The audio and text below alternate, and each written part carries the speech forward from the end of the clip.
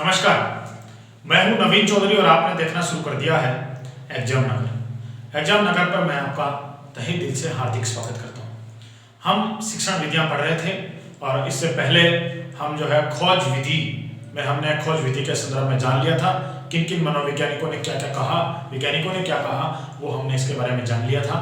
अब हमने कल की जो क्लास छोड़ी थी वो छोड़ी थी कि खोज विधि या ह्यूरिस्टिक जो मेथड है उसमें उसके सोपान अथवा उसके पद जो है उनके संदर्भ में हमने कल उस विषय पे अंतिम जो हमारा जो हुआ था क्लास जो लास्ट में जहाँ छोड़ी थी वो हमें पढ़ने थे कि ह्यूरिस्टिक विधि के पद। तो आज हम वहीं से शुरू करते हैं। एक बात याद रखिए कि अगर आप इस चैनल पर नए हैं अथवा आपने इस चैनल को अभी तक सब्सक्राइब नहीं किया है तो कृपया एग्जाम नगर को अभी सब्सक्राइब करें और बेल के बटन पर क्लिक करें। अपने साथियों को इस वीडियो को अवश्य भेजें ताकि आपके साथ साथ वो भी शैक्षिक क्रांति का हिस्सा बन सके।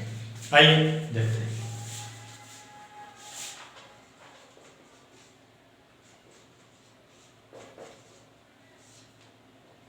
ह्यूरिस्टिक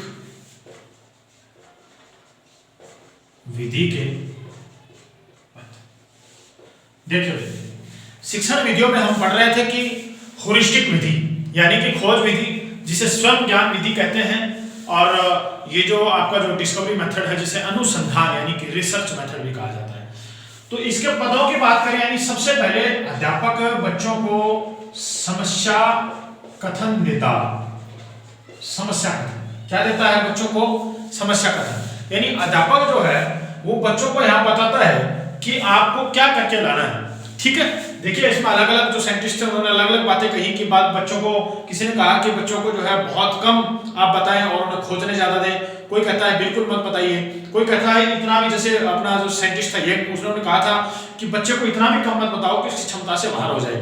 तो यहाँ अध्यापक जो है वो बच्चों के सामने कोई क्या रखता है? कथन रखता है और कथन में क्या रखता है? वो समस्या क्या रखता है?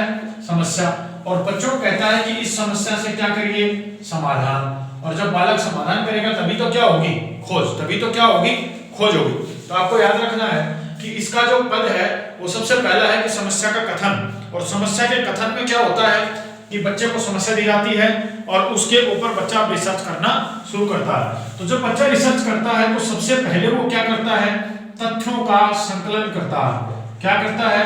तथ्यों का संकलन। और तथ्यों के संकलन के साथ वो क्या कर लेता है? इसका वर्गीकरण। क्या करता है?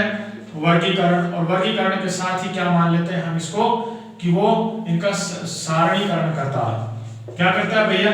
सारणीकरण। यानी जब आपने बच्चे को समस्या कथन दिया, जैसे बच्चे को समस्या कथन मिला तो बच्चे ने क्या कर लिया कि तथ्यों का संकलन किया, उससे रिलेटेड जो चीज थी उन्होंने ढूंढा, उसके संबंधी जो प्रिंसिपल थे उसको देखता है और देखने के बाद अब बच्चा उनका सारणीकरण करता है, उनका वर्गीकरण करता है। ठीक है, इसके बाद जो बच्चा होता है अब वो क्या करता है कि परिकल्पना का निर्माण करता है। परिकल्पना का निर्माण। किसका निर्माण करता है? परिकल्पना का निर्माण करता है। और परिकल्पना का जो निर्माण है, इस परिकल्पना के निर्माण में ही बच्चा दिमाग के अंदर ये चीज सेट करता है कि मुझे इस प्रकार के प्रश्न का कैसे आंसर देना है, मुझे इसके लिए क्या करना होगा, कैसे इस प्रश्न का आंसर दे सकता हूं। क्योंकि उसने तथ्यों का संकलन कर लिया है, उनका वर्गीकरण बालक ने कर लिया है, बालक ने उसका सारणीकरण कर लिया है। अब उसके दिमाग में संकल्पना तैयार हो रही है कि मुझे इसके लिए क्या करना है। और इन सब के बाद अब जो उसकी दिमाग में जो संकल्पना जो आई है उस संकल्पना को वो बालक तथ्यों के साथ, इन तथ्यों के साथ पुष्टिकरण करता है। क्या करता है? पुष्टिकरण। इनका पुष्टिकरण करता है कि क्या मैंने जो तथ्यों का संकलन किया वो वास्तव में मैंने ठीक से किया या नहीं किया, क्या मेरा जो वर्गीकरण है वो मैंने ठीक से किया या नहीं किया है। इस प्रकार बालक क्या करता है? यहाँ पुष्टिकरण करता है। और पुष्टिकरण करने के बाद में बालक क्या करता है? निष्कर्ष निकालता है। क्या निकालता है? निष्कर्ष। और बालक यहाँ निष्कर्ष निकालने के बाद अध्यापक के पास उसकी कॉपी जाती है जिसमें अध्यापक उसका मूल्यांकन करता है। क्या करता है? मूल्यांकन करता है। हालांकि जब मूल्यांकन होता है तो अलग अलग विद्यार्थियों के निष्कर्ष अलग अलग आते हैं।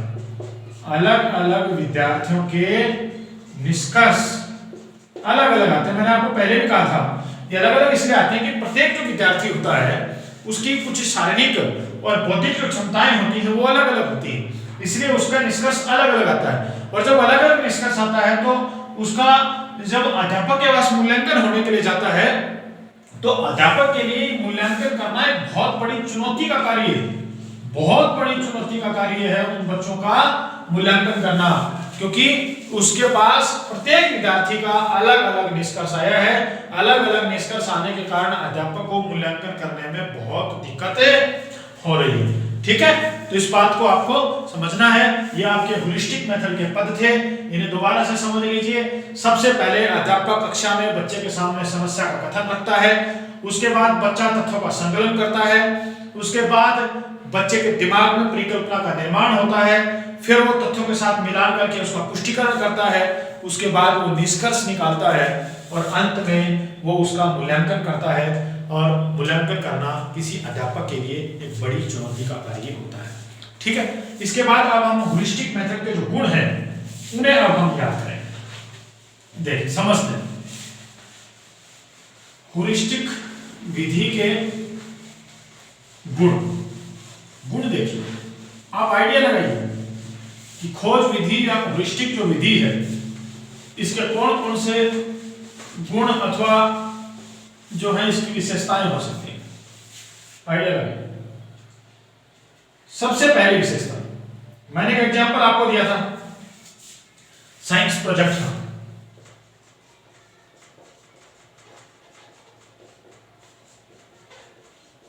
साइंस प्रोजेक्ट का मैंने आपको एक एग्जांपल दिया था कि बच्चों को साइंस प्रोजेक्ट के लिए प्रोत्साहित किया गया। जिसे नहीं पता इससे पिछले वाले वीडियो को देख ले, उनको समझ में आ जाएगा। तो उसमें जब बच्चों को दिया गया तो उन बच्चों को हमने होमवर्क की श्रेणी से बाहर रखा, यानी उन बच्चों को होमवर्क में छूट दी गई। क्यों दी गई? क्योंकि अब बच्चा घर पे जाकर के तथ्यों का संकलन कर रहा है, वो उसके संदर्भ में जो है काम कर रहा है, उसके ऊपर रिसर्च कर रहा है और कुछ नया करने की कोशिश कर रहा है। तो इसलिए इस प्रकार की विधि में बच्चों को गृह कार्य, बच्चों को गृह कार्य देने की आवश्यकता ही नहीं पड़ती है। समझिए इस बात को कि जब ऐसी सिचुएशन आती है तो उन बच्चों को गृह कार्य देने की आवश्यकता पड़ती ही नहीं है। ठीक है, तो जब बच्चों को गृह कार्य देने की आवश्यकता नहीं पड़ती है तो जो है बालक अपने घर पे जाकर के उसके संदर्भ में अच्छी रिसर्च करता है और अच्छी खोज करता है, जब बालक को गृह कार्य नहीं मिलता है। क्यों? क्योंकि उस बच्चे की उत्सुकता बनी रहती है बहुत ज्यादा। यहां मैं कहूं कि बालक की उत्सुकता बनी रहती है। और उत्सुकता जब बनेगी तो क्लास का जो माहौल है क्रिएटिव माहौल होगा, क्रिएटिव माहौल। बच्चे का क्लास में मन लगा रहेगा, पढ़ाई में मन लगा रहेगा, वो स्कूल से छुट्टी मारने की कोशिश कभी नहीं करेगा। और उसमें जो प्रत्येक जो तथ्य है उससे रिलेटेड वो जो खोज जो बच्चा कर रहा है, उसे जो समस्या कथन दिया गया है उससे संबंधित जो तथ्य के कथन है उनके ऊपर वह बहुत गहराई से पड़ता है। यानी तथ्यों का संकलन, मैं कहूं कि बालक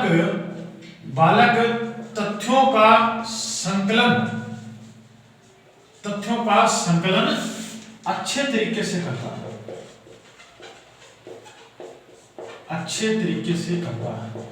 क्यों करता है अच्छे तरीके से? क्योंकि बालक का क्या है, इंटरेस्ट है, उसमें इंटरेस्ट हो गया है, उत्सुकता बनी हुई है। बालक ये देखता है कि मैं ऐसी मतलब इस प्रश्न से क्या आंसर निकलेगा, मैं क्या इससे कौन सी मैं खोज कर दूंगा, क्या मैं नया कर दूंगा। और प्रत्येक बालक जो है यहाँ अपने आप को खोजी के रूप में रखता है और खोजी के रूप में रखने के कारण उस बालक के दिमाग में हमेशा ही ऐसा ही चलता रहता है। मेरी जो क्लास थी, मैंने आपको जो बताया, मैंने बच्चों को कहा कि एटीएम पढ़ाएंगे। एटीएम मैं आपको बताऊं कि मेरी जो स्कूल थी उसमें बालकों को ही नहीं, पूरे स्कूल के स्टाफ को भी इस बात का बड़ा आश्चर्य था, बड़ा जो है उनके अंदर एक उत्साह था देखने का कि आखिर ये काम कैसे करेगा। और हमने एक जो है एटीएम का डेमोन्स्ट्रेशन तैयार कर दिया। तो उसी तरीके से यहाँ बच्चों में उत्सुकता बनी रहती है और उत्सुकता के साथ ही बच्चा यहाँ सक्रिय होकर काम करता है। यानी बालक इस विधि में सक्रिय रहता है, सक्रिय होकर काम करता है बालक इस विधि में। और उसे किसी भी प्रकार के अन्य किसी पुष्टि की आवश्यकता पड़ती नहीं है, क्योंकि बालक हमेशा कुछ ना कुछ नया खोजने की कोशिश में रहता है। ठीक है, तो अब इसके बाद में क्या होगा कि बालक जो है वो जब नई खोज कर रहा होता है तो किसी दूसरे बालक के साथ बात करता है, अध्यापक के साथ बात करता है, सर मैं ऐसा कर लूं, गुरुजी मैं ऐसा करूं। तो उसके संदर्भ में जब बालक बात करता है तो उस बालक में तर्क और वितर्क का गुण पैदा होता है, तर्क वितर्क का, क्योंकि तथ्यों के आधार पर, क्योंकि उस बालक ने क्या पढ़े हैं, तथ्य पढ़े हैं। तो इसलिए इस विधि में बालक में जो है तर्क व वितर्क का गुण पैदा होता है, गुण पैदा होता है। ठीक है, जब ऐसी कंडीशन आती है ना तो बालक जो है, क्योंकि उसे तथ्यों का ज्ञान है, उसने प्रत्येक तथ्य को अच्छे तरीके से जो है, यहां मैंने दिखाया कि बालक ने तथ्यों का क्या किया है, संकलन किया है। और जब बालक ने तथ्यों का संकलन किया है तो उस बालक के अंदर अब क्या आ गया है, तथ्यों का संकलन होने से तर्क और वितर्क का गुण उस बच्चों के अंदर क्या हो गया, पैदा हो गया है। ठीक है, तो अगली बात है कि इस विधि में जब बालक को आप पढ़ाएंगे तो बालक जो है वो किसी भी चीज की आलोचना करना भी सीख जाता है, यानी किसी चीज की अगर उसे प्रशंसा करनी है तो प्रशंसा भी, यानी बालक यहां आलोचना एवं प्रशंसा करना भी सीख जाता है, प्रशंसा करना भी सीख जाता है, करना भी सीख जाता है। ठीक है, तो बालक यहां प्रशंसा करना भी सीख जाता है और आलोचना करना भी सीख जाता है। इस विधि में अध्यापक को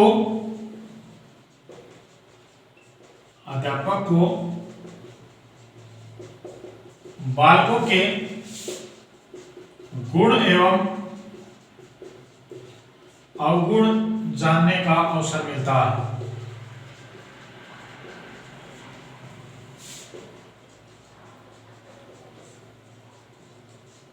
ठीक है, क्या होता है, अध्यापक को अवसर मिलता है कि बालकों के गुण और अवगुण दोनों ही चीजों से, कि बच्चा किस तरह की रिसर्च करता है, बच्चा क्या सोचता है, उन सब के बारे में जो है अध्यापक को पता चल जाता है। क्योंकि जब ऐसी सिचुएशन होती है तो प्रत्येक बच्चे के ऊपर अध्यापक का इंडिविजुअल ध्यान जाता है। ठीक है, और जब अध्यापक का बच्चे के साथ पर्सनल अटैचमेंट होता है, यानी कि व्यक्तिगत संपर्क बनता है, तो अध्यापक जो है वो उसके गुण और अवगुण के बारे में जान जाता है। यानी यहाँ अध्यापक का बच्चों के साथ सीधा संपर्क हो जाता है,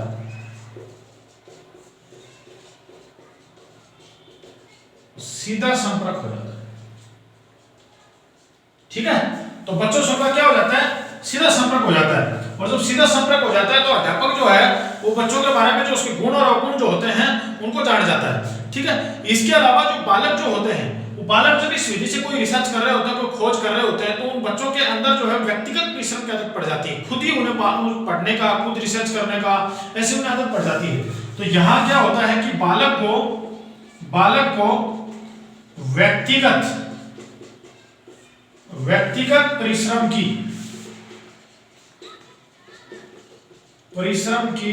आदत पड़ जाती है, व्यक्तिगत परिश्रम की आदत पड़ जाती है। बच्चा जो है वो खुद ही परिश्रम करने की कोशिश करने शुरू कर देता है, कि लगातार वो बच्चा जो है खुद ही पढ़ता है, खुद ही अपने दिमाग से काम करता है और उनके बारे में रिसर्च करता है, तथ्यों का संकलन करता है। ऐसी चीज होती है, तो उसमें बच्चा क्या है कि वो परिश्रम करता रहता है, खुद ही परिश्रम करता रहता है।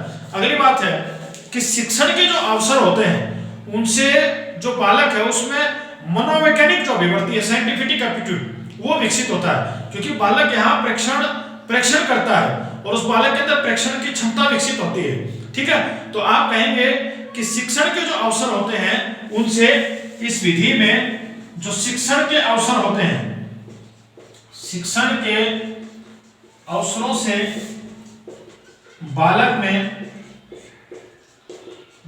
में जो है अपन कहें कि वैज्ञानिक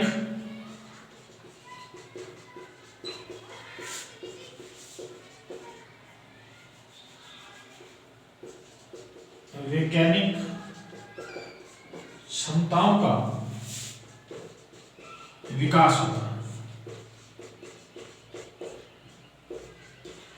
बालक में क्या हो जाता है कि जो वैज्ञानिक जो क्षमताएं हैं उनका बालक के अंदर विकास हो जाता है, ठीक है। और बच्चे की जो वैज्ञानिक जो अभिवृत्ति है, साइंटिफिक जो एप्टीट्यूड है, उसका भी विकास हो जाता है, क्योंकि बालक यहाँ क्या है कि वो प्रेक्षक की भांति रहता है बालक यहाँ, इसलिए उसके अंदर इस चीज का विकास हो जाता है। तो आपको इस बात को ध्यान रखना है, क्योंकि बालक यहाँ रिसर्च करता है, तो वह यहाँ उसके अंदर जब रिसर्च करता है तो वो एक वैज्ञानिक की तरह उस बालक के अंदर जो साइंटिफिक जो एप्टीट्यूड है उस चीज का उस बालक में विकास होता है, ठीक है। तो आगे देखते हैं कि ये जो विधि है, इस विधि से बालक जो है उसके अंदर जो वैज्ञानिक जो क्षमताएं हैं उनका विकास होता है, और वैज्ञानिक क्षमताओं के विकास होने से बालक प्रोत्साहित होता है। क्या होता है? बालक प्रोत्साहित होता है। उस बालक खुद ही अपने आप से ही वो सेल्फ मोटिवेशन उस बालक को मिलता है कि वो खुद ही जो है बच्चा खुद मोटिवेशन जो है करता है, उसको खुद को ही मोटिवेशन मिलता है। और खुद को मोटिवेशन मिलने का फायदा ये होता है कि वो जो बच्चा है वो आगे उसके बाद समस्याओं का जो हल है वो निकालना शुरू कर देता है, समस्याओं का हल उसे मिलना शुरू हो जाता है, और उसके बाद उसमें सोचने की जो क्षमता है, जो चिंतन करने की जो क्षमता है, वो जो है उस बालक के अंदर खुद ब खुद विकसित होनी शुरू हो जाती है। तो जब बालक प्रोत्साहित होता है तो बालक में सोचने की क्षमता का विकास होता है, और सोचने की क्षमता का जब विकास होता है तो बालक समस्याओं का समाधान खुद ब खुद निकालने की कोशिश करने लग जाता है, खुद ही वह समस्याओं का समाधान करना शुरू कर देता है, और उसे इस चीज की आदत पड़ जाती है कि वो खुद ही जो है वो समाधान करे, ठीक है। अगली बात यह है कि इस प्रकार की विधि से बालकों को जो ज्ञान प्राप्त होता है, यानी इस प्रकार की विधि से बालकों में प्राप्त होने वाला ज्ञान, इस प्रकार की विधि से बालकों को प्राप्त होने वाला ज्ञान स्थायी होता है। कैसा होता है? स्थायी होता है। कैसा होता है भैया? स्थायी होता है। और जब ये ज्ञान स्थायी होता है, क्यों? क्योंकि यहाँ बालक स्वयं खोजी के तौर पर था, और बालक ने यहाँ करके सीखा है। क्या करके? बालक ने क्रिया करके सीखा है। तो ये जो विधि है ये करके सीखने के सिद्धांत पर आधारित है, क्योंकि बालक यहाँ अनुसंधान करता था, ठीक है। तो अगली बात यह है कि इस विधि में अनुशासन की जरूरत नहीं पड़ती है। अनुशासन की जरूरत नहीं पड़ती है। क्यों नहीं पड़ती? क्योंकि बालक अपने काम में स्वयं ही व्यस्त रहता है, बालक अपने काम में व्यस्त रहता है, इसलिए इसे कोई भी अनुशासन की कोई आवश्यकता नहीं पड़ती है। कि आपके कक्षा में मान लीजिए आपके कक्षा में 25 विद्यार्थी हैं, और मैंने आपको पहले बताया जब शिक्षण विधि में पढ़ा रहा था कि प्रत्येक विद्यार्थी का शारीरिक और बौद्धिक उसकी जो विशेषताएं हैं वो प्रत्येक विद्यार्थी के अलग अलग होती हैं। यानी प्रत्येक विद्यार्थी अलग तरीके से सोचता है, उसका सोचने की क्षमता अलग है, जो काम करता है वो अलग है, उसका चिंतन करने का जो तरीका है, चिंतन करने की जो क्षमता है वो अलग है, और प्रत्येक विद्यार्थी का बौद्धिक स्तर जो है वो अलग होता है। तो इसलिए जो है प्रत्येक विद्यार्थी से हम ऐसी अपेक्षा करें कि हमने उसे कह दिया कि आप खोजो, कि अपना उसे हमने कथन दे दिया और कह दिया कि इसका उत्तर खोजो, तो ये प्रत्येक विद्यार्थी से अपेक्षा करना जो है वो सही बात नहीं है, उचित नहीं है। इसलिए ये जो विधि है, इस विधि में प्रत्येक विद्यार्थी से ऐसी अपेक्षा करें, ऐसा संभव नहीं है, ऐसी अपेक्षा ही हमारी गलत है। तो इसलिए हम इसके दोष में कहें कि पहली बात तो यह है कि माध्यमिक स्तर तक यह विधि जो है सही नहीं है या अनुकूल नहीं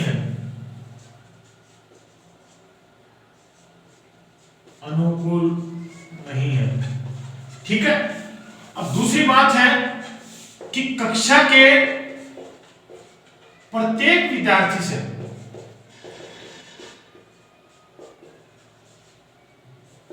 विद्यार्थी से ऐसी आशा ही नहीं की जा सकती है,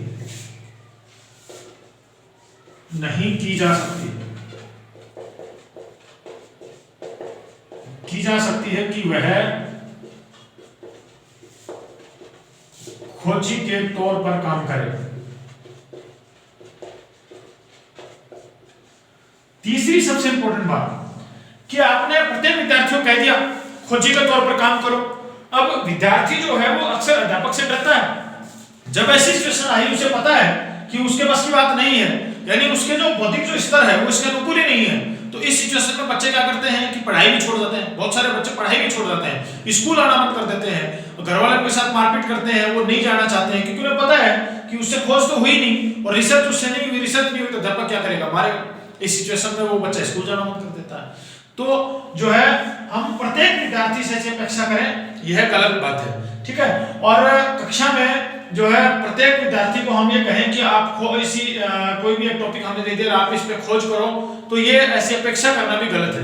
तो हम कह सकते हैं कि अगर प्रत्येक विद्यार्थी को ऐसा कहा जाएगा तो बच्चा पढ़ाई से जो है जो शिक्षण की जो व्यवस्था है उससे भी अपना मुंह मोड़ देता है, यानी पढ़ाई के प्रति उसका जो है सक्रियता नहीं रहता। तो हम कह सकते हैं कि इस विधि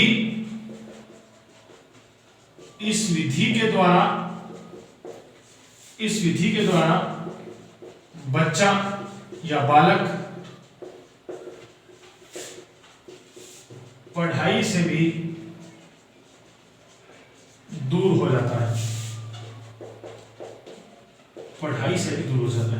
प्रत्येक बच्चा ही पढ़ाई से दूर ऐसा नहीं है, क्योंकि बच्चों में सक्रियता भी लाती है, उत्सुकता भी लाती है, लेकिन अक्सर जो है जब जिस बच्चे से खोज नहीं होगी तो फिर उस स्थिति के अंदर बच्चा क्या होगा कि वो पढ़ाई से दूर हो जाएगा, ठीक है। अगली बात है कि हम कहें बालक को कि स्वयं सोचो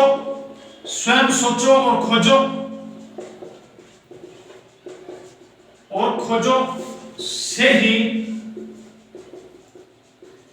बालक खोज नहीं कर पाता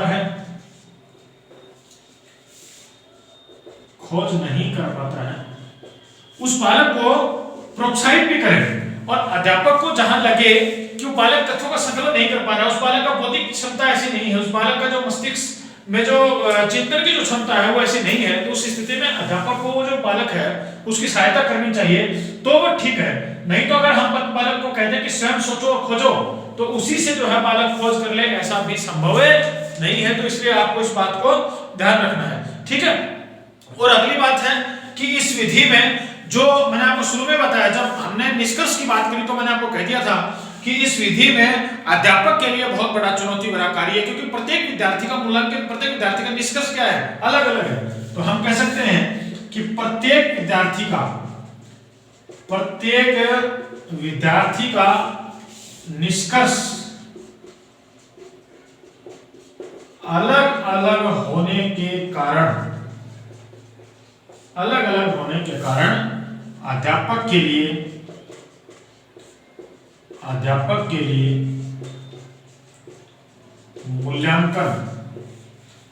लिए मूल्यांकन चुनौती भरा कार्य है, चुनौती वाला कार्य है,